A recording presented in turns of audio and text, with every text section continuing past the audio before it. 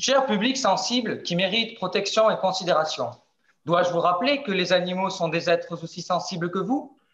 Non, parce que vous les considérez déjà comme vos semblables, vous les aimez, vous les protégez. Et puis, vous savez parfaitement que depuis 2015, l'animal est reconnu comme un être vivant doté de sensibilité. Le législateur l'a même écrit dans le Code civil français. Et oui, les animaux sont comme nous. Ils réagissent en fonction de ce qu'ils perçoivent, de ce qu'ils ressentent. Et peut-être que, pour certains d'entre eux, une trace de leur émotion reste gravée dans leur génome. Alors, pourquoi nous, animaux vertébrés, autoproclamés supérieurs, dotés d'une si grande conscience et d'une si profonde compassion, continuons-nous à leur faire autant de mal?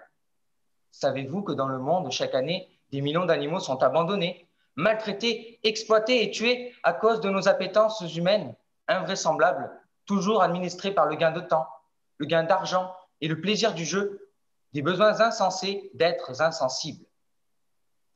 Au siècle dernier, chez nous, l'animal domestique était considéré comme un outil, un partenaire indispensable.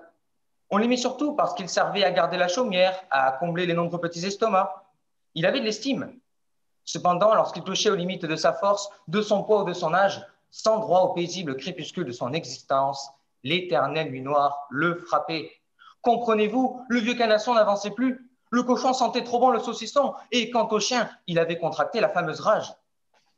Aujourd'hui, sous nos latitudes, on est informé sur le bien-être animal. On connaît mieux le fonctionnement des animaux, on reconnaît leur sensibilité, mais c'est atrocement pire. On coupe les oreilles du cheval pour s'amuser, on fait manger des grillades au cochon dans un demi-mètre carré, on attache le chien au tronc d'un chêne quand le voyage est trop long. Oh, je sais ce que vous allez me dire. Vous ne vous sentez pas concerné. Vous possédez tous une licence d'équitation et vous brossez tous les week-ends votre poney. Vous ne mangez plus de jambon depuis bien longtemps et vous préférez les brocolis bouillis. Votre chien est nourri de fraîches croquettes labellisées et sort habillé d'un impair quand il pleut. Mais vous oubliez, cher public, toutes les autres petites bêtes qui partagent votre quotidien. Celles qui vivent un peu plus loin de vous, celles qui sont trop petites pour que vous ne puissiez les voir, et celles dont vous raccourcissez la vie parce que vous les trouvez simplement laides ou dérangeantes.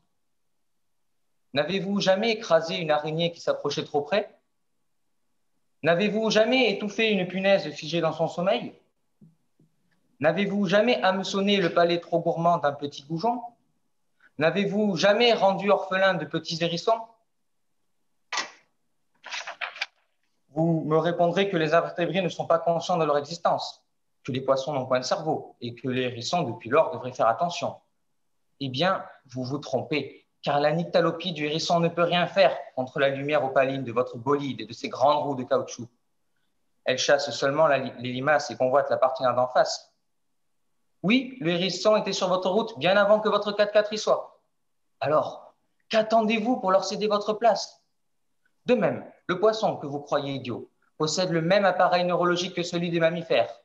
Comme eux, il perçoit la douleur de vos petits harpons et pleure sans que vous ne l'entendiez, surtout vos dimanches de pêche ensoleillés.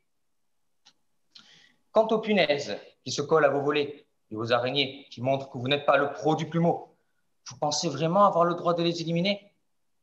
Après tout, elles ne ressentent pas le tranchant de votre faux. Eh bien si, elles lèvent la patte lorsqu'elles passent sur une surface trop chaude. Elles ressentent la chaleur et savent parfaitement quand il ne faut pas traîner sur la place. Vous voyez donc, cher public, tous les êtres vivants sont doués de sensibilité. Les gros comme les petits, les sauvages comme les domestiques. Moi, j'ai préféré vous parler de ceux que vous ne voyez plus, de ceux qui ne connaissent que les caresses de vos espadrilles, de vos roues toute saison ou de vos barbecues de ponton. Ils ne passeront probablement jamais dans le prime time de votre téléviseur et ne dormiront pas non plus paisiblement sur votre confortable sofa. Alors aujourd'hui, je leur offre cette tribune. Et parce qu'il n'y a pas de hiérarchie entre les vies, je leur dédie cette modeste plaidoirie. Je vous remercie.